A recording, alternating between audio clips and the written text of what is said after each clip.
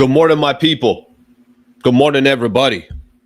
Thank you very much for being here. Appreciate you guys being a part of the show. Tuesday, May 27th at 8 a.m. on the dot. Oh, feels good to be back, everybody. Feels good to be back. I feel better. I think I'm back. All right, last show we did was on Friday. Last week was a little kind of funky, but we are back and ready to go. So I appreciate everybody hanging out. Thank you for taking some time to join the show. We got a packed show today. Of course, a lot of NBA as always. Got some good NBA Laker topics as well that I want to get into. So I appreciate you guys being here. Okay, so let me start off with this. Levels good? Yeah, I think levels are good. First off, let me just say, hope everybody enjoyed their 3-day weekend. I took yesterday off. I kind of decided, I think I mentioned it on Friday, I was going to take Memorial Day off. So took yesterday off, kind of chilled, relaxed, was in San Diego for most of the day. Hopefully everybody had a nice 3-day weekend as well. Cheers to everybody, by the way, whatever you're drinking. I'm enjoying a nice cup of coffee. Not going to lie. Sometimes the cup of coffee's hit a certain way. This morning, this one's hitting nice. This one's hitting just perfect. Just a perfect cup of coffee here. Perfect balance, a little bit of milk in there. A little bit of you call it a little creamer, I guess you want to call it. We're in today. We're good to go. All right, I do got a quote here for everybody that I'm going to read off in just a second, and then we'll get the show started. So thank you very much for being here. Appreciate you guys hanging out. Like I mentioned, it feels like I actually haven't. I feel like I haven't done a show in a while. I guess 3 days feels like a lot longer than it really is. Okay, so a quick quote for everybody I'll throw out there. Life becomes easier when you learn to accept the apology you never got. Life becomes easier when you learn to accept the apology that you never got. I like that. You guys know how this works. You guys got a quote you want to throw at my way and kind of share with everybody else, feel free to do so. As soon as you guys do so, then we'll read it out to everybody else as well. All right, rundown of what we got going on for the show today. Here's what we got going on. I'm enjoying myself some NBA basketball. Yesterday, the Thunder took a 3-1 series lead against the Minnesota Timberwolves. I got some thoughts on that series. Got some thoughts specifically on, I guess, not too much of a shock to me. Nothing's really happening in this series to me that's a shock. I did think OKC would kind of take over this series. They're starting to do so. I think the more impressive thing is how the Oklahoma City Thunder are just kind of learning on the fly how to be a championship team. What do you got, guys? Some of these guys are 26, 24, 23, even younger. They're going to be a problem for many, many years. And the Oklahoma City Thunder, it doesn't matter how young they are. They're getting kind of this proper experience at the right time. So we'll talk a little bit about that. All right, Knicks and the Pacers. The Pacers absolutely blowing an unbelievable opportunity to take a 3-0 lead. They blew that opportunity. Tonight becomes such an important game, I feel like. Tonight is a huge one between those two teams. We'll talk a little bit about that series. Austin Reaves' agent has come out and basically told everybody that all these trade rumors are absurd. Not literally, but he came out. I thought it was interesting. Not too many agents usually come out and talk about their own player. Austin Reaves' agent came out, had something to say, so I want to pay a little bit of attention to that. Lou Williams, you guys remember Lou Williams, former Laker, known for his work with a number of different teams, now does a show with Michelle Beadle and Chandler Parsons. He's basically saying you got to get rid of Austin Reaves. So I'll play that clip. I think that clip is an interesting one. And frankly, I don't think it's that unpopular of a clip. I think a lot of people are really talking about, all right, what do you do with him? There's some photos that came out of Luka Doncic. Is Luka in shape? Luka looks like he dropped some weight. There was a story last week. This was, I think, the producer of the Mind the Game podcast that was talking about how Luka's going to really, really take his body, kind of going to go next level this summer, something along those lines. And then we saw some pictures of him. He was at a Barcelona game, and I'll show you guys those photos, and you guys can, tell me what you think about that.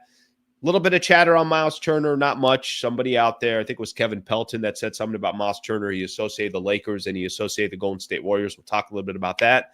Got the weekend recap that we'll hit on, and then we'll call it a day. So thank you very much for being here. Appreciate you guys being a part of the show. Let's take a look. I feel like I haven't got to see some of these comments here from people here in a little bit. Let's take a look at some of the comments here. Slee, if AR is warranting $30 million per season, we have to trade him immediately. He's been a no-show the past few postseasons. Watching the Thunder lock down, Ant and Randall, show me how far the Lakers need to come. Shaking my head. It's kind of wild to what's wild to me, and I'll get into the Thunder more in just a second. But what's wild to me is watching a really young team find a way to develop and get experience as they go.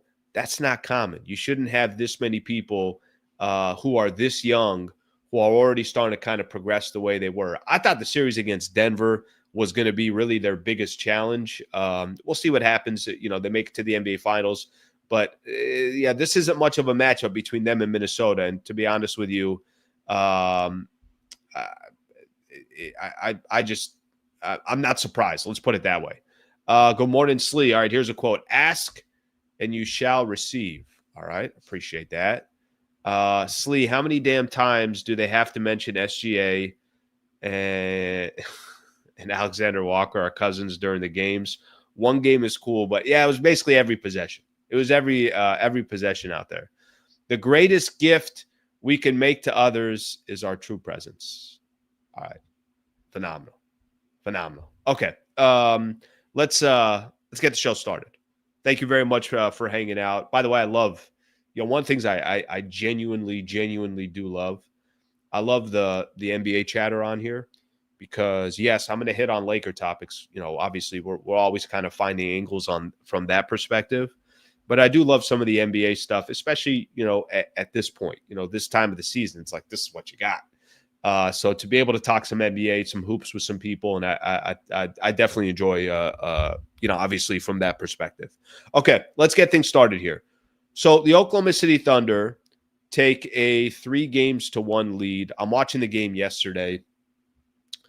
Sometimes I will try to, all right, I don't want to just sit on a couch for 3 hours. All right, maybe I'll go take a walk while I'm watching the game. So I got the game on my phone and I'm walking. And could I potentially hit a light post? At any point I can. Could I trip over a curb? Easily. I'm locked into the game walking.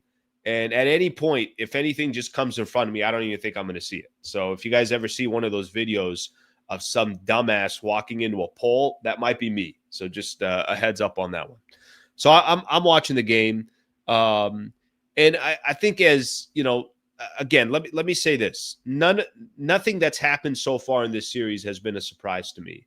I think the Thunder up 3-1 is not a shock. Maybe if you want to say Minnesota blowing out OKC by 40 plus or whatever that was in game 3, sure. I don't think anybody was expecting that. But if you told me that we're 4 games into this series and it's 3-1, the Oklahoma City Thunder, not really a surprise to me by any stretch of the imagination. I just don't think Minnesota can hang. I thought this coming in. I thought Minnesota had a couple easier paths to get where they are. Now, when I say easier paths, that's very disrespectful to the Lakers. Well, they made the Lakers look like the Lakers didn't even belong in the playoffs. So, part of me is kind of indirectly taking a shot at the Lakers when I say that, but they obviously took advantage of the Lakers, who had no size, had no rebounding, just didn't have the proper, roster construction to really compete against Minnesota. And that surprised me. I thought Lakers were going to beat the Minnesota Timberwolves. I thought the Warriors series, obviously they got pretty lucky there that Steph Curry wasn't 100% healthy and couldn't play after what he played. I don't know, 13 minutes in game 1, and then that was it. He didn't play after that. I thought they got pretty fortunate. And then they found themselves taking on the Oklahoma City Thunder. The Thunder are just a well-rounded machine. And maybe the Oklahoma City Thunder were going to have difficulty with certain teams. I thought the Lakers might give them a headache if they faced each other. We saw it during the regular season. Maybe I'm wrong. Maybe whatever happened in the regular season doesn't mean anything. Clearly Denver gave them a headache. They went 7 games against Denver, and then they dominated in game 7, and that was that. But to see this young of a team playing as well as they are at this stage, and they're really, what's the competition left in order for them to win an NBA championship? I think the Knicks would present problems if they got to the finals. Pacers, I guess I still I'm hesitant on the Pacers, but to just see the Thunder put themselves in a position where they're 1 game away from reaching the NBA finals, none of this is a shock to me at this stage, at least in this series. It's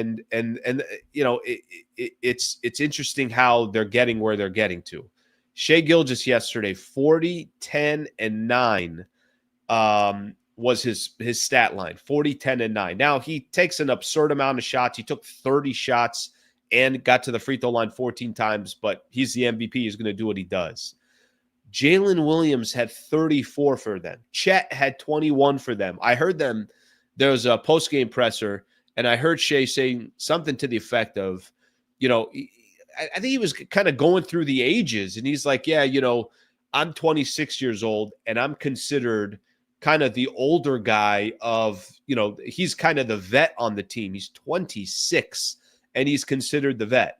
Jalen Williams and Chet, I don't know which one's what. I think Chet might be 23, and I think Jalen Williams might be 24.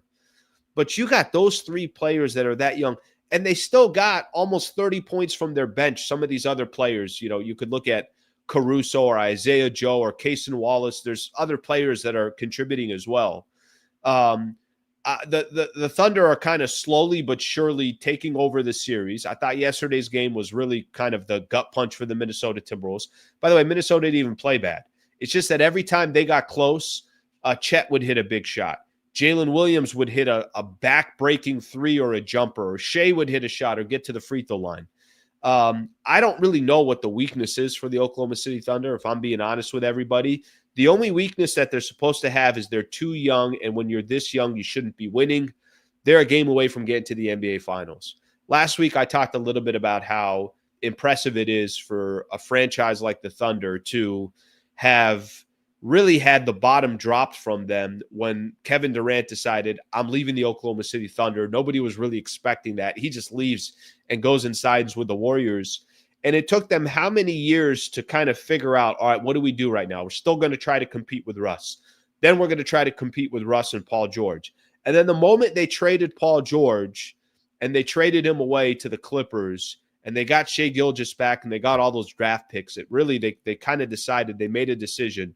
We're going to basically be as bad as possible, get as many picks as we can, start selling off all our assets, and then rebuild this thing and start drafting and everything else. And now they look like the best, the brightest future in the NBA, or one of the brightest futures in the NBA. And they could very well be winning an NBA championship over the course of these next couple of weeks. OKC looked phenomenal yesterday. They went on the road, did exactly what they were supposed to do. They're up 3-1, and now they're just 1 game away from winning or from getting to the NBA Finals. And they're going to be the heavy favorites. I mean, however you want to look at it, they're going to be the heavy favorites. I'm not telling you they're, a perfect team, but I thought the acquisitions they made in the offseason, hey, let's go get Alex Caruso. Let's go get Isaiah Hartenstein. Let's go get a couple of veterans. Let's go get a little bit more size. And it gives them just so many different options in the game. Hartenstein didn't even play that much yesterday. I think he only played 15, 16 minutes, something along those lines. And they ended up playing Chet 33, and Chet basically became their center. But it gives them all these different options that they have. And it's just it's an interesting team to watch, and it's an interesting organization to watch. I just think their organization of how they're doing things, how they built their team, how they built their roster, how it's sustainable for years to come is pretty damn impressive. And again, it's not a surprise to me. I don't think any of what happened in this series so far has been a surprise, but just kind of seeing how they've built it, what they're doing, how they're getting better as the series goes along is pretty freaking impressive. And they're going to be a headache for years to come. So I'll just kind of say it that way. I think for me personally, I'm watching an Oklahoma City Thunder team saying to myself, this team ain't going anywhere. I think that there are I think there are a lot of teams right now in the NBA. You're kind of questioning what are they going to do. And the front office of that Oklahoma City Thunder, with all the draft picks they still have left, with all the ability to still go out there and make moves, I'm getting a migraine just thinking about them. Okay, let's take a look at some of the comments here, and we'll go from there. Let's see what we got here. Slee, you thinking of doing some post games during the finals? Yes, I am thinking of doing that. And frankly, I kind of wanted to do it in the East and the Western Conference Finals. I wanted to do some post game shows, but to be honest, I just got sick. Freaking last week, I was done for, and I'm still. It's kind of a weird thing. I'm like still kind of feeling the after effects of it. I mean, I'm fine now, but I was thinking about doing it. So yes, for the finals. That is, I'm going to try to make that kind of the plan and see if I could do some post-game shows for it. I don't think I'll be able to do every game, but still do a couple of games a week. Something along those lines would be fun to do. If the Thunder make the finals, I'm not even watching a single minute of it. Corny-ass Thunder, can't stand them. Why? Is it the Shea piece? Like, what part of the Thunder can you not stand? The Shea piece is the only piece to me that I don't like. And I like Shea. I don't like how Shea tries to draw too many of these fouls. That's the only thing that I don't like. And I hate it because I don't feel like Shea should be that type of player. And Shea is basically saying, listen, if these referees are going to call these fouls, then I'm going to try to take advantage of these fouls. But I just think Shea's too good of a player. He's very likable until I start seeing him try to draw these fouls. But I don't know. I don't really have hate against the Thunder. I mean, I'm not really sure what to hate about them. What do you hate about them? I'd be interested to see your comment on that. You can hate their success. I mean, maybe that's what you mean. Does it make any sense that anyone could criticize Ant for scoring 16 when SGA was held to 14 the other night? The defensive coaching has been on display. Okay, let me kind of say this real quick about Anthony Edwards. Anytime you're a star player, because he is getting scrutiny right now. By the way, I mean, Julius Randle, go see what the Thunder have done. I saw somebody say something here about the coaching of the OKC. Mark Daigneault is, I'm not sitting here trying to tell you that I know everything about this guy because I don't, but he clearly is kind of on that same boat of the players of the Oklahoma City Thunder. It's like, as they went through this, hey, let's find young players and rebuild this team. They went and found a young coach and said, let's just, let's try to find a coach that we feel like is going to be here for years to come and take their chances from there. He's a good coach and he's making the proper adjustments. And there are times where it's like, I don't know what he's doing. There was a game against Denver where they were fouling too early and they tried to play the foul game. And I thought their strategy just didn't make all that much sense. If you guys remember, I forget which game that they lost. It might have been game one that they lost. I can't remember which game that it was. There's some moments he's had in the playoffs where it's like, all right, this head coach is obviously a young coach as well. But for the most part, that dude's making proper adjustments. That guy looks like he knows what he's doing. That guy looks like he's got his I's dotted and his T's crossed. He's making phenomenal adjustments towards Anthony Edwards and towards Julius Randle and some of these other players. Yeah, I mean, I think the portion that Ant is getting specifically about some of the heat Anthony Edwards is getting in some of these games, as far as some of his performance goes, guys, that comes with the if you're Anthony Edwards and everybody wants to make you the face of the NBA, which I still don't understand why everyone's so quick to try to make him the face of the NBA. I mean, listen, he's a brilliant player. He's phenomenal. He's athletic. He's got posterizing dunks against the Lakers. He had moments where I was taking a step back. I'm like, this dude's a superstar. But there's also other really, really talented players in the league as well. But if you start getting associated with that, you're going to get scrutinized if you're not playing well. His efficiency has been off. He's not taking enough shots. I think the Thunder defense have him wildly confused of when to attack and when to kick. So I think that kind of comes with the territory. And the reason why he's getting more scrutiny than SGA is because SGA is up 3-1. That's why. If Anthony Edwards and his team was up 3-1, trust me, there'd be more scrutiny going towards Shea and there'd be more praise going towards Anthony Edwards. That just kind of comes with the territory. All right, let me see some more here. All right, somebody wants to talk Reaves and some trades. I'm gonna highlight that one. I'll come back to it. The issue is Ant thinks he's the best player in the league and complains about being double teamed. I mean, Ant's a baller. He's super young as well, so he's trying to figure out everything that he's got going on. If OKC fails in the finals, I'm trading for KD this summer, Slee. KD, Shea, Holmgren is 2 chips. You know, I actually I don't think they're going to make any drastic moves. I don't think they're going to make any drastic moves. I really don't. I think they're going to kind of keep building with what they got. And by the way, they're going to be heavy favorites if they get to the NBA Finals. So that will give them even more reason to not make any trades. The group interviews are cringe. Talking about OKC. Yeah, maybe it is. Maybe it's a little cringe, but for them, it's like their unity, right? It's like for all of those guys to kind of stick together. It's that lack of coffee you had for a while that got you sick, Lee. Coffee's back, brother. The coffee's back. I'm back to doing 2 coffees a day, by the way. I have criticisms that bother me on every team, but I don't understand hating on a team. That doesn't make any sense. All right, let's see what else we got here. Let's see. You know, it's funny. I was listening to I was listening. I think I've told you guys this before. I listened to Sirius XM. I listened to the NBA channel. And I was listening to the game. I was in my car for part of the game, and then I went for a walk for part of the game. So in my car, they play the home broadcast. So they played good buddy of mine, Alan Horton, who's come on the show, is the play-by-play guy for the Minnesota Timberwolves. So I'm listening to him call the game. And he had a color guy on there with him, which I don't know who it was.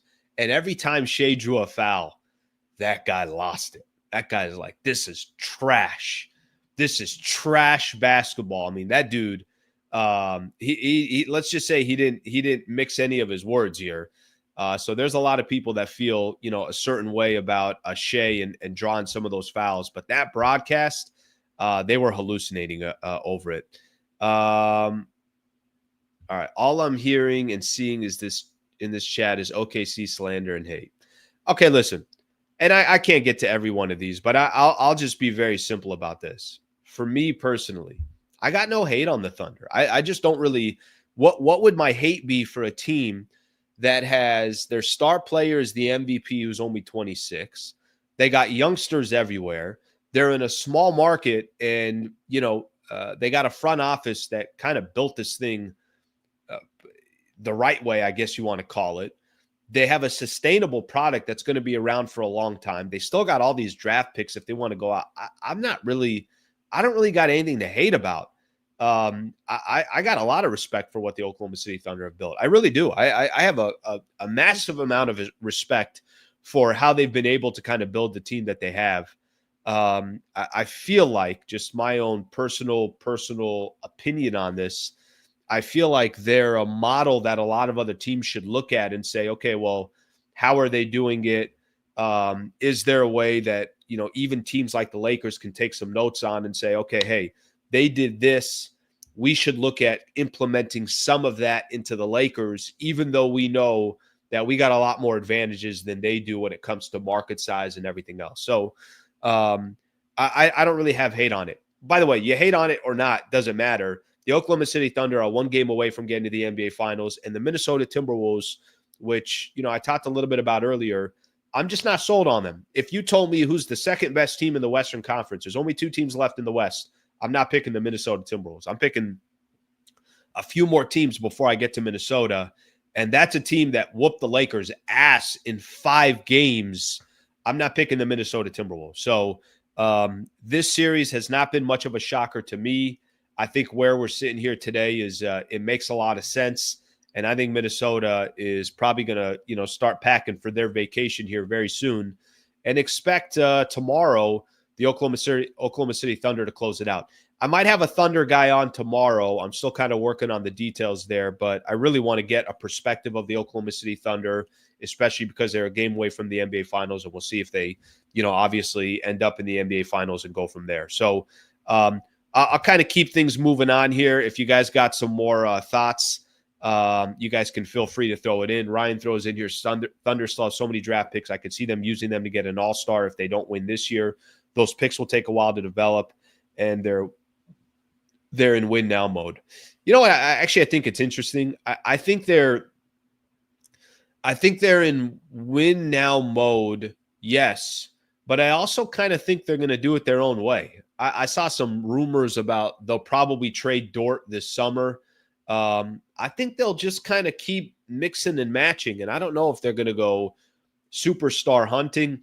I don't know. We'll see what happens. There's some franchises that are desperate.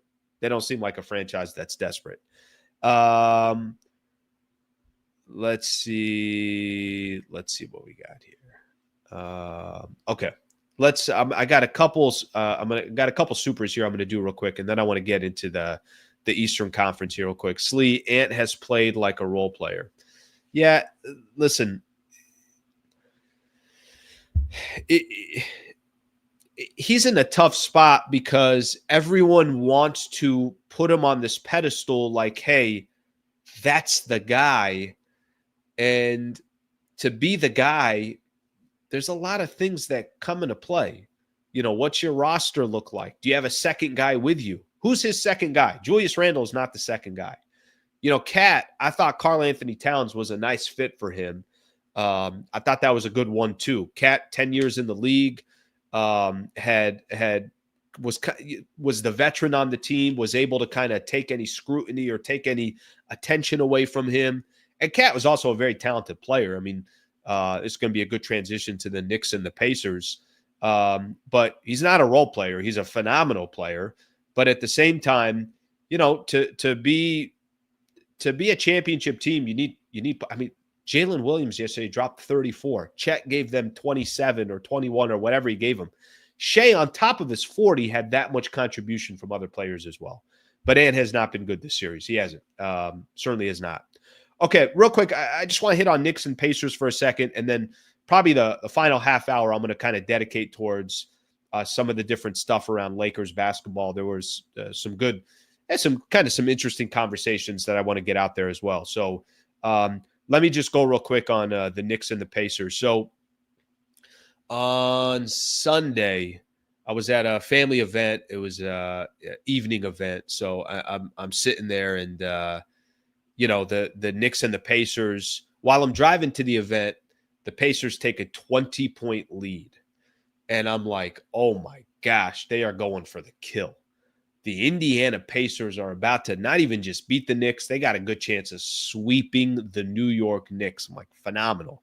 I don't know how you guys feel about that series, but I'm going for the Pacers. I mean, I want to see the Pacers win that series. And as I'm watching the series and kind of everything is unfolding, I get to the event, and I think by halftime, I thought New York cutting the lead down to 13. I was like, what the hell just happened here? I'm like, if you're the Pacers, you're at home, the crowd is feeling themselves. You were just up 20, and it got to halftime, and it was 13. It's like, all right, well, they're still in good shape. And then a couple different times I look at my phone, and it's 15 or 16. I'm like, hey, they got a comfortable lead. But I think by the time of the fourth quarter started, it was a 10-point game. It's like, if Knicks get a couple possessions to go their way, then all of a sudden, does Indiana going to get nervous here? I mean, I don't know how Indiana is going to react. I'm not watching the Pacers every single game. But I do know that the Knicks played 2 games against the Boston Celtics and were down 20 in both of those games and came all the way back. I mean, that was game 1 and game 2 in Boston. The New York Knicks, who I did not see at all beating the Boston Celtics. The main reason why they beat Boston is because they took the first 2 games from the Celtics, and they came back in 20 points down in each one of those games. You're looking, and it's like, man, there's 6 minutes left to go, and it's only a 5-point game. And the next thing you know, I think Karl Anthony Towns got an and 1, and Knicks are up 4. So Knicks come all the way back. Karl Anthony Towns drops 20 in the fourth quarter. Still a tie game at some point. Jalen Brunson hits a big shot, and I think Pacers miss a shot, and they eventually win the game. What'd they win the game by? 4, whatever the final score was. but the Knicks basically, or they win 106-100. Knicks absolutely saved their season because the Indiana Pacers can't hold on to a 20-point lead at home against the Knicks. And now doesn't tonight's game just feel like this feels like, I mean, for me, it feels like the Pacers have to win tonight's game. If it's 2-2 going back to New York, God bless what the Pacers have been able to do so far. And I know both teams have been phenomenal on the road. And I know I shouldn't say that, well, if the Pacers lost this game, New York's going to win because the Pacers already won 2 on the road. But doesn't it feel this way? Doesn't it feel like if the Pacers win game 4 and they kind of rebound from that disastrous loss after being up 20, if they win game 4, you're up 3-1. It's like, all right, Pacers are going to win the series. But if Knicks win this game tonight and tie the series up 2 apiece, and clearly home court means nothing so far, then you're looking at the Knicks like, all right, Knicks are probably going to now all of a sudden all the momentum is with the New York Knicks. Kind of a exciting series. And I think it kind of it puts a lot of stake into this series, or it puts a lot of stake into tonight's game. It puts a lot of pressure on the Indiana Pacers to go make it happen. I mean, listen, the Knicks got a lot of pressure as well, but I think this series, what seemed like in the beginning, I picked the Knicks to win the series, so I'm obviously not shying away. I'm going to just stay with what my original pick was. Indiana shocks them with the first 2 games. Knicks shock Indiana. I mean, this series, whatever your prediction has been or whatever you've thought in any one of these games, I think the script has got flipped. So I think that's what's made this series a really exciting series so far. And, for those who are paying more attention to the East or to the West, whatever you guys are paying attention to, I've kind of found a lot of these games so far to be exciting. At least I found these games to be interesting, and we'll see what the Knicks end up doing tonight. All right, let's see. Let me just take a quick at a couple of comments here. By the way, I did see this as well. Tyrese Halliburton's dad is allowed to go to the games again. What was the news? Tyrese Halliburton's dad, John, will be allowed to attend Indiana Pacers home games in a suite, beginning with Tuesday's pivotal Game 4 against the Knicks, sources told ESPN on Monday. If you guys remember, John Halliburton, who is Tyrese's dad, decided after the Pacers beat the Bucks to bring a flag to walk over to Giannis at the free throw line, turn around, and show the flag of Tyrese Halliburton's face on there and said, "This is what we effing do," in front of Giannis Antetokounmpo. Probably not the best idea, but Tyrese's dad is now allowed to go back to games. So for those who have been dying to hear what the news was going to be there, we got that news. Pacers are a more complete team with their playoff wins. They score almost twice as much in transition than in their losses. If the Pacers run, the Pacers win. Let's get another one here. Cancun. I don't know who that one's for. Cancun for who? Cancun for Minnesota? Town surprised me. Never thought of him as much of a clutch player. Yeah, that guy. That guy freaking did work on Friday's game or on Sunday's game. Let's see what we got here. AR is better than Halliburton, I thought. Tyrese Halliburton's a baller, and no one's taken Austin Reaves over Halliburton. Knicks gave Pacers a piece of their own medicine. All right, good stuff. Zach's on his break listening. Thank you, Zach. I appreciate you, brother. Okay, let's do a couple things here real quick. HH, thank you very much for the super. I appreciate you very much, brother. And I appreciate everybody hanging out here. I'll keep that super up there here for a quick second. Okay, I got some Lakers stuff I want to get into as the show just kind of goes on. If you guys got some NBA topics or Laker topics that you want to hit on, feel free to do so, and we'll do it. Knicks and the Pacers will have Game 4 tonight. 5:30 tip-off. Is that? Let me double check here on tip-off for tonight, but I think that one's at 5:30. 5 p.m. 5 p.m. tip-off. So Knicks and the Pacers. So get ready for that. That'll be coming up tonight. Should be a fun game, and obviously a big time game that will really kind of probably determine who wins that series. Not necessarily. I mean, I guess I shouldn't put it that way, but I do think if the Pacers win, then I think they will win the series. And if Knicks give them the edge if they find a way to win 2 in a row in Indiana after going down 0-2. All right. Before I get on to some of the other topics, I do want to take care of one of our partners here, Brad Wallace and the Wallace firm. Shout out to Brad Wallace and the Wallace firm. I've been talking about him now for a couple of months here. Phenomenal partner.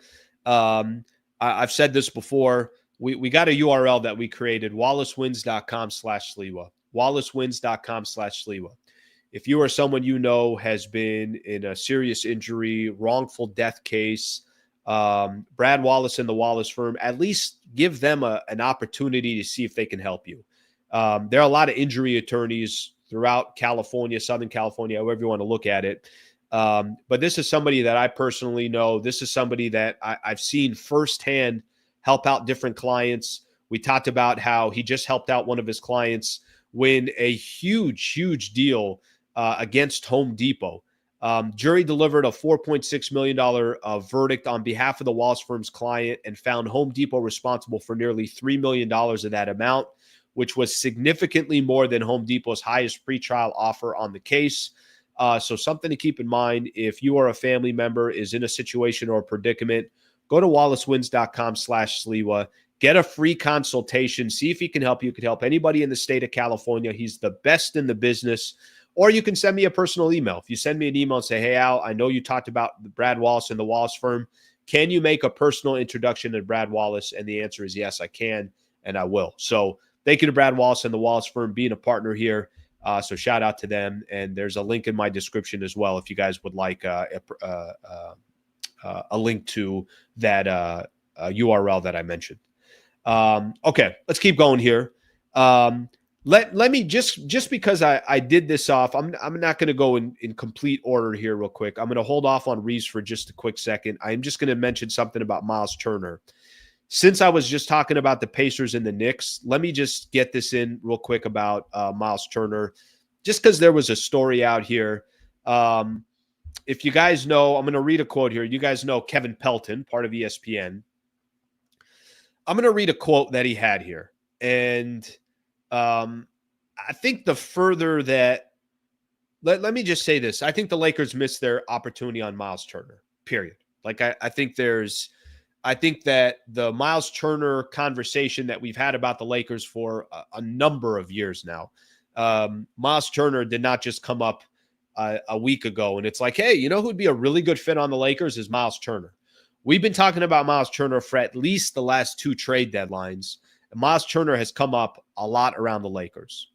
Kevin Pelton, I'm going to read this quote that Kevin Pelton had out there. And let me just say this before I read the quote. I think the days of Myles Turner with the Lakers is done. And I think the fact that the Indiana Pacers are playing as well as they are and are just 2 games away from getting to the NBA Finals, and we'll see how much further their season goes.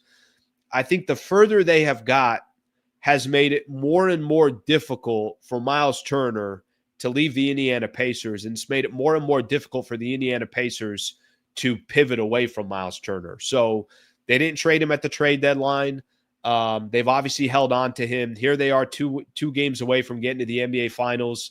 I don't think Myles Turner is going to go anywhere. And I think it's going to be, I think the days of getting Myles Turner is probably in the rearview mirror. And the Lakers, if they had their opportunities, I mean, frankly, shame on them if they had chances to get him. Maybe they needed to overpay when Anthony Davis was part of the Lakers. Maybe that's what they needed to do, but they didn't do it. So let me read this quote here. Or maybe the guy just also wasn't for sale and there was nothing for Rob Pelinka to do. Kevin Pelton said this about Myles Turner. Turner has featured in trade rumors so long that he has been linked to just about every team in need of a starting center. A sign and trade would be complicated for the Golden State Warriors and the Lakers, but both franchises are clear fits in the unlikely event the Pacers and Turner can't strike a deal.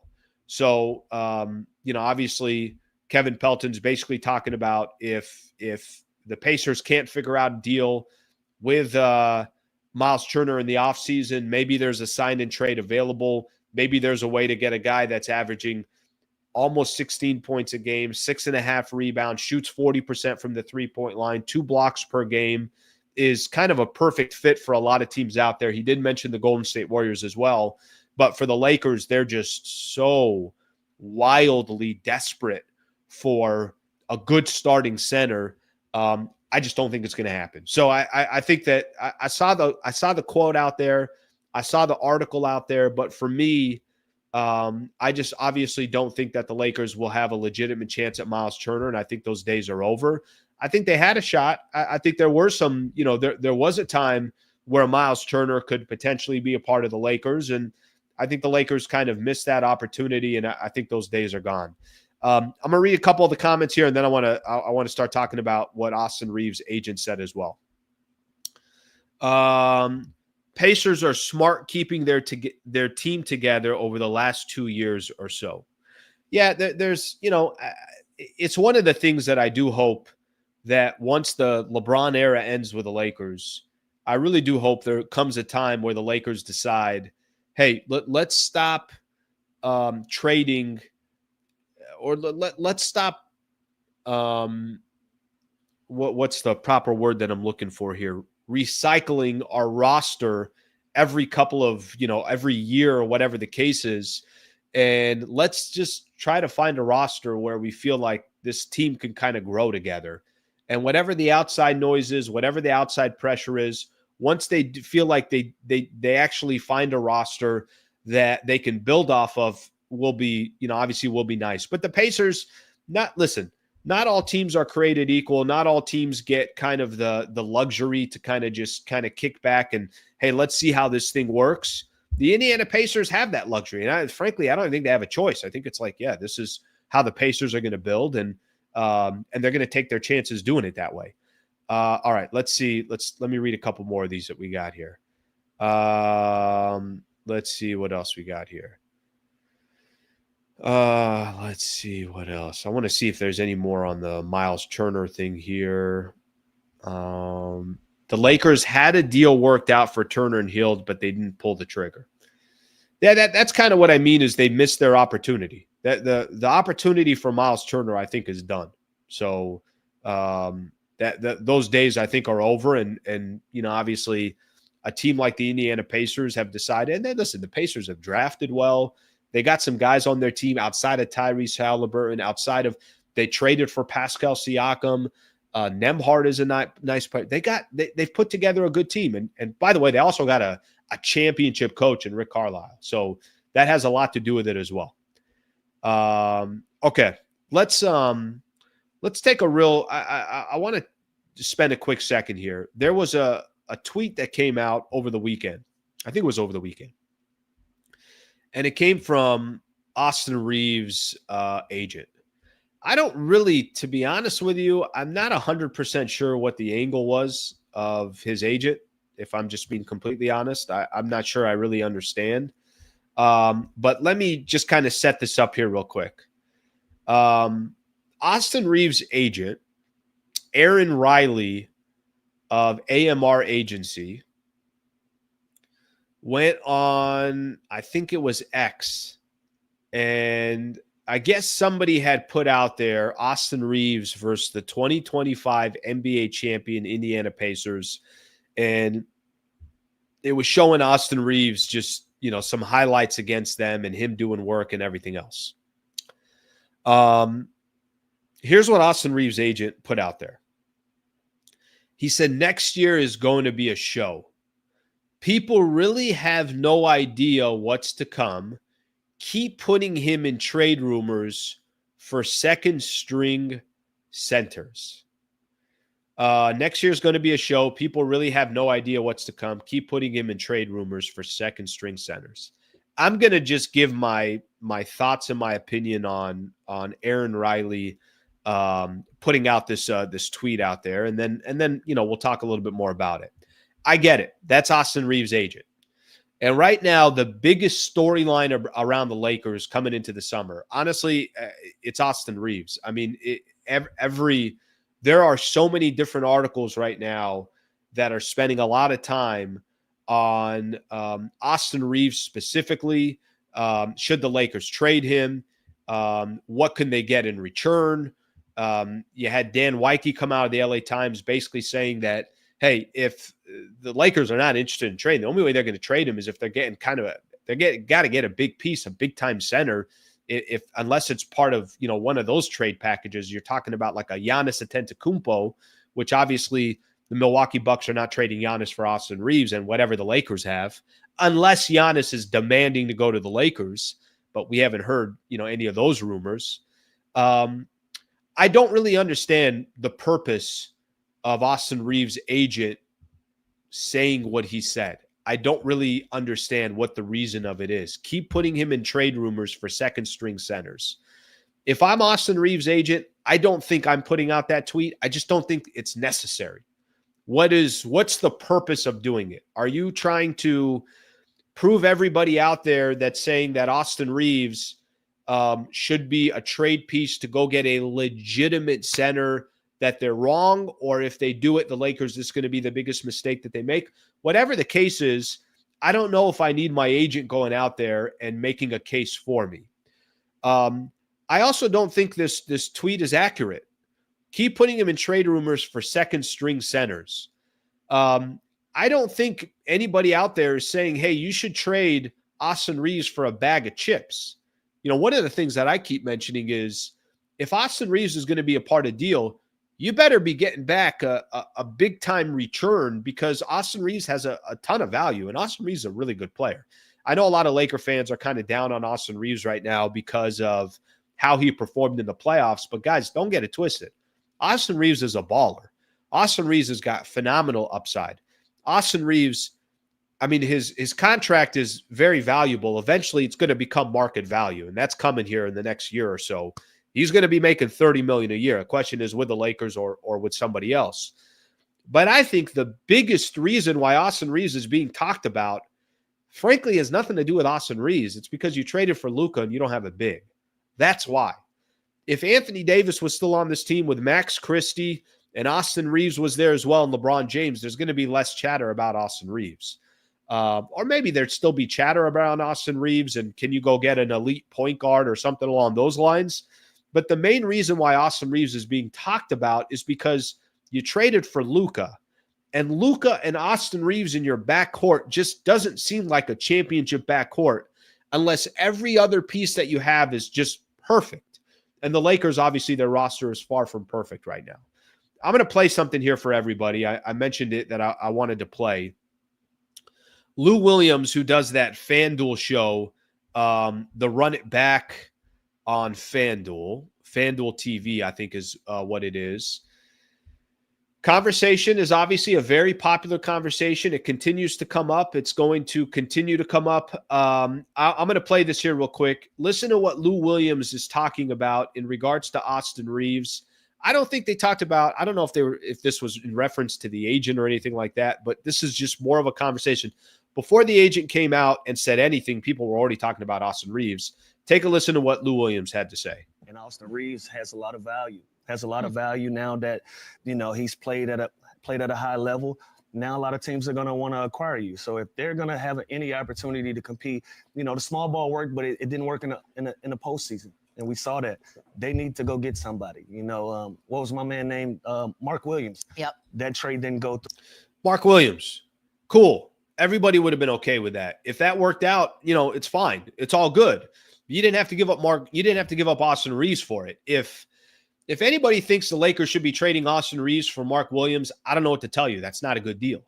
But if you could trade Austin Reaves for a really good center in the league, I'm not telling you it's going to be Giannis. Nobody's sitting here trying to tell you that's going to be Giannis. Then how do you not consider it? Let's keep listening to Lou. Tried the dumb connect route. Now you got to go somewhere else. You got to go somewhere else and find some value. So I don't know who's out there on the market, but they definitely do need to upgrade in that level, in that area. And if it's going to be anybody, it's probably going to be Austin Reaves if they're going to go get anybody of quality that can patch that up for them. Which is unfortunate because again, you have Luka. You don't really need what Austin Reaves brings to the table. You have the alpha in that category, you don't necessarily need the second best option there. You're going to go and upgrade. And that's why this is a conversation. I mean, that's really the only reason why this is a conversation, is because they traded for Luka.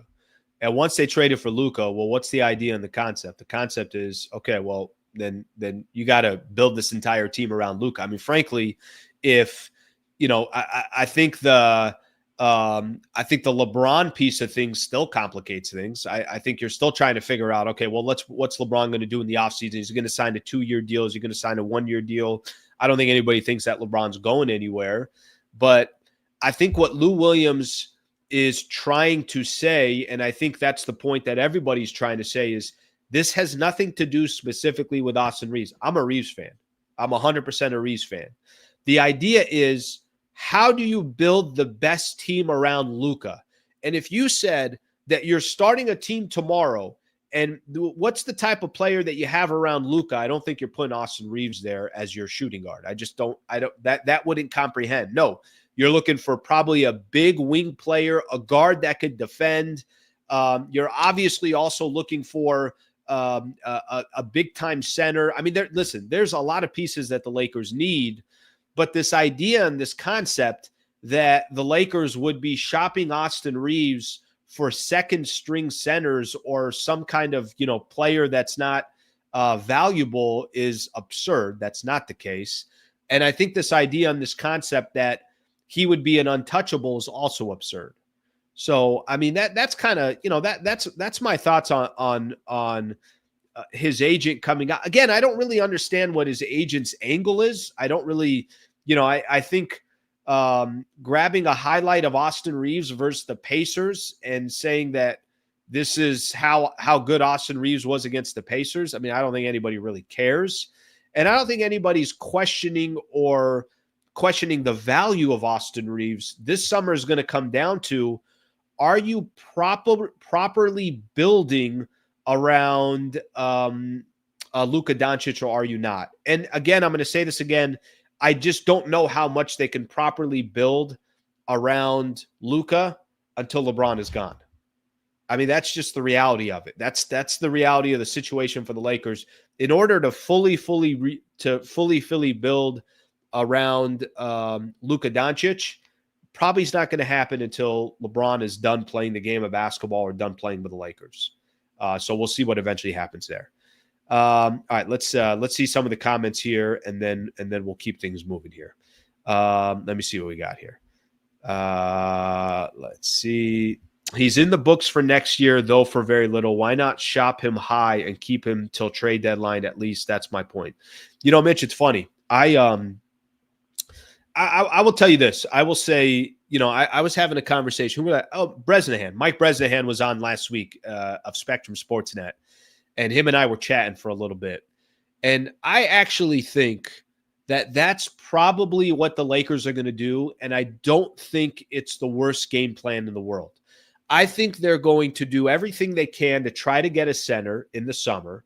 I think they'll probably be shopping, probably going for a guy like Mark Williams, that caliber of a player. I think they will use Dalton Connect. I think they'll use their draft pick. I think if they need to match any salaries, okay, they got players. Gabe Vincent's there.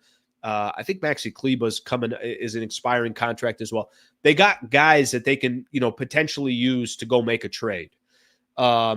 And I think they'll hold on to Austin Reaves. And then I think they'll figure out if they can figure out some type of an extension with Austin Reaves or not.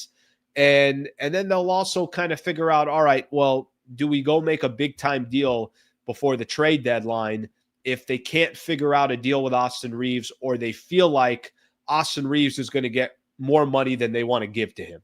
Because if Austin Reaves is making $30 a year and Luka's making $45 a year, then you're spending $75 million on your backcourt alone. Is that going to be the pieces you need to go go compete for an NBA championship? So I think this one about the trade deadline is not that that one's not that bad. That's not a bad comment at all. If Luka stays healthy, Reaves is legit backup and future for the Lakers. When LeBron is done, we don't want to look back and say we should have kept him. I look at Caruso, Zubats, and cringe. It's good points. I mean, those are good arguments right there. I think the Caruso piece, the problem with Alex Caruso is he wanted to be a Laker, and he was willing to take less money from the Chicago Bulls to be a Laker, and the Lakers basically said no. The problem with Zubats is they traded him for nothing. So I don't know if those are identical in the examples to give out, but I know exactly what you're talking about there. But again, at some point, AR is going to become market value, and you're going to have, and there's just so many holes in this Lakers roster. How do you fill in some of those holes unless you're not at least listening to offers for a guy like Austin Reaves? Did you guys see those photos of? Let me see what we got here. Did you guys see some of those photos of Luka? So there were some photos that came out. Let me find this here real quick. I'm going to share it with everybody. There's some photos that came out of Luka. So Luka was at the Real Madrid game. Let's take a look at these photos together. And listen, right now, I think one of the biggest conversations about Luka in the offseason and I think moving forward for Luka Doncic is going to be his shape and if he's in the proper shape and everything else. Take a look at these photos of Luka. The guy clearly looked like he dropped some weight. Is it just me, or are we making a big deal about something? Did he not drop some weight? Actually, let me do this. I don't like this one. Let me get you guys this one. This one will be better. This one will be easier to see. Present. All right, take a look at this one right here. Here's Luka. Guy dropped some lbs. Luka looks he looks a lot thinner. He does. And if you guys remember, there was, a little bit of chatter over last week. There was a little bit of chatter that Luka maybe it's kind of his focus is going to be 100% on trying to get his body and his shape into best shape that he can and everything else. And really, here's the truth about it. If this man is not in the best shape moving forward, then I don't know what the hell to tell you. I mean, this guy was obviously there was a lot of chatter around Luka.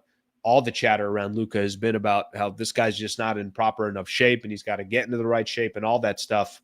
So it's going to be huge of what happens this summer. But anyways, this was making its rounds. I don't know if you guys agree or not, but the guy looks thinner. Now it's going to be a matter of, what kind of shape is he going to be by the time the Lakers start the season? And is he going to kind of take a different approach to his offseason? I don't have an answer for you, but I did see that some of that stuff was out there, so I wanted to point that out real quick. Joker looks chubby because he is. You're making a big deal. He still looks chubby. Okay. All right. He's wearing baggy clothes. Okay. So a lot of people are saying nope. Nope. He's still out there.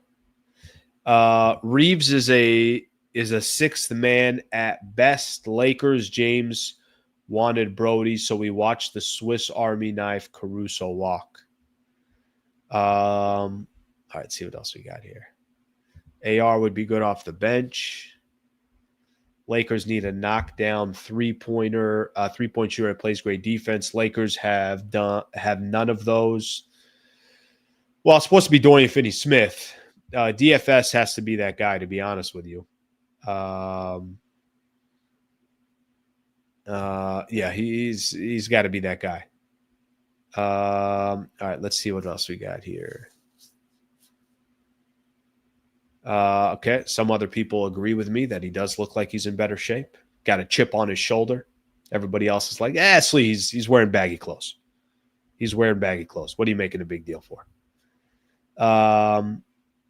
LeBron must have talked to Luka about extending his career. Luka wants to carry the torch from Bryant since LeBum failed to do so. Man, some people just hate LeBron. They just hate LeBron. Doesn't matter what that man does. Doesn't matter what that man does. Okay, you guys can keep throwing in your comments here. If you got some more comments you want to throw in, feel free to do so. I am going to start a little bit of a weekend recap here, and we do this all the time. Of course, that's all presented by the Wallace firm. Shout out to them. If you or someone you know is in a serious situation, reach out to Brad Wallace and the Wallace firm to see how they can help you. For more information on how they can help you, go to wallacewins.com/Sliwa or click our link on the description, on my description here, wallacewins.com/Sliwa. Okay, a couple things here over the weekend that I'm going to get into here real quick. I did mention, and just a heads up, I mentioned a little bit earlier that we do got another game coming up tonight. So the Pacers and the Knicks, 5 o'clock tip-off. So I'm looking forward to chatting a little bit about that game tomorrow. Weekend recap, couple things around Major League Baseball, and then we're going to call it a day. So thank you for tuning in. All right, something I'll just kind of continue to do. I've been looking at the NL West and kind of paying more attention to the NL West. I did see this kind of one of the big pieces that came out a couple days ago over the weekend. Shohei faces hitters in first batting practice in nearly 2 years. What's kind of crazy? I almost forgot that Shohei also is a pitcher. Like the guy is so brilliant with a bat. One of the greatest hitters we've ever seen in our lives. And he's just literally, I don't even know how to describe the guy. Just an unbelievable baseball player that we'll probably never see anything like him again. Oh yeah, he's a pitcher as well. He had that second Tommy John. I don't know, was it Tommy John? I feel like it was Tommy John, even though they never made it official that it was Tommy John. Here's what he said. He said, I haven't thrown in a while, so it was nice to be able to feel like I was a pitcher. I just kind of remember those days when I used to have a lot of good memories as a pitcher. I guess he was throwing 94, 95. He topped at 97. Again, this was just a bullpen session. Dave Roberts, I've gotten so used to seeing him as a hitter. And so to see him on the mound just solely as a pitcher was different, certainly exciting for all of us. I think he means for all of Dodgers, because for everyone else in Major League Baseball, they're like, what do you mean he's still going to come out and pitch? It's kind of interesting, for the Dodgers, they kind of treat the regular season, which they should, as if it's almost, they can walk into 100 wins a year and they can just try to get all their guys right. I'm assuming they're just going to take their time with Shohei and see what happens by the time they get closer to September. But he did pitch. He said overall he felt good about his overall execution. It was a good first step and looking forward to the next one. The only thing that's kind of curious about this with Shohei pitching again is he's such an unbelievable bat. Does it kind of take away from any of that? But, obviously the guy's going to pitch either way when he's healthy enough to pitch. But it's kind of mind-boggling. It's like, oh yeah, the guy pitches as well. Yeah, he also is on the mound. So there's one update there from a Shohei perspective. Update in the NL West. I think that's kind of the only thing most people who are on here would have any interest in as far as standings go. Everybody played a series and then they started a new series yesterday. So right now, as we sit here, Dodgers 33-21. Padres 30-22, Giants 31-23. So Dodgers with a 2-game cushion in the NL West. And then you got, still got Phillies are balling out. Mets, what they take 2 or 3 from the Dodgers. They're a really good team. Cubbies are 12 games over 500. So it gives you a little bit of idea in the NL West. All right, let me read a couple comments here, and then we're going to call it a day and get ready for tomorrow. Should have a Thunder guy on tomorrow. That's my hope, so we can talk a little bit more about that. All right, let's see what we got here. Shohei batting is more important than pitching. Shohei threw a nasty slider that had so much movement. I was worried for him. Yeah, that's the thing that I will say. He's such an unbelievable bat and such an asset to that team. Do they have to have him pitch? And I would say if their rotation is healthy, then I don't think so. But, you kind of knew what you were signing up for. You were basically going to let him do whatever the hell he wanted to do. All right, let me see here. Let's see what we got here. The LeBron hate is because whomever doesn't have LeBron as number 2 is a hater. I was disappointed with Reaves this season, and he didn't bulk up. Reaves should be working on bulking up this offseason. I remember when Kobe came back that one year, and he looked yoked. AR 2.0. Yeah, listen, this is going to be a lot of the conversation in this offseason. It's going to be Austin Reaves is going to be mentioned a ton. So, whatever we all kind of think about that is this is going to be the conversation. I got a couple of these starred here. Why we don't trade Reaves for Turner. First off, I'm be honest, I don't think Indiana needs that's not a piece that they need. So I think that's one reason why. And I will tell you, I think Myles Turner is a phenomenal piece, and I'm a big fan of Myles Turner, but I think what do they need? Do they need another guard that scores? I mean, look at kind of the balance of the players that they have. I don't think they need another guard. I think they're good with their guards. It's kind of what's the point of Indiana making a trade like that? Somebody else put this out here a little bit earlier. Slee, would you trade Reaves for a Kongu straight up? I'm going to go back to Atlanta. What's guys, the pieces that we're talking about here, you got to try to find a team that needs Austin Reaves.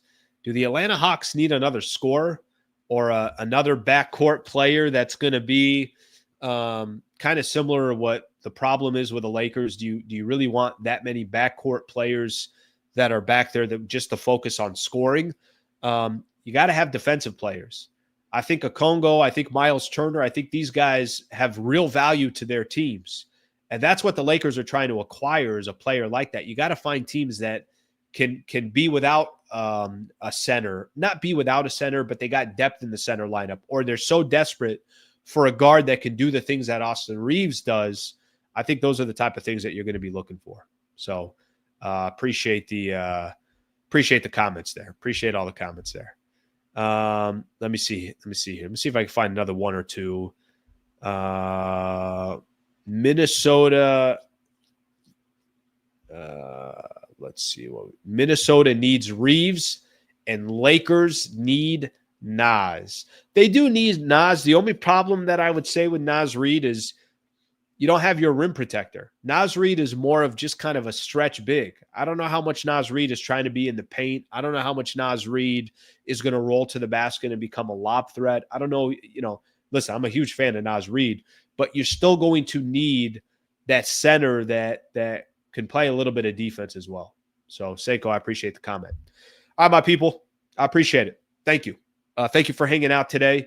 Fun show. Good to kind of get back on the mic. Finally feeling like I'm myself again. So, apologize last week. I was a little all over the place. I was working on a 30% tank. We're back. We're back, feeling good. Looking forward to tonight's game. So, we'll come back tomorrow. We'll react to the Pacers and to the New York Knicks. I'm sure there'll be other conversations and Laker conversations to have. So thank you very much for hanging out. Hope you guys have a great rest of your day. And I'll see you guys tomorrow morning starting at 8 a.m. Thank you, everybody. Have a good rest of your Tuesday.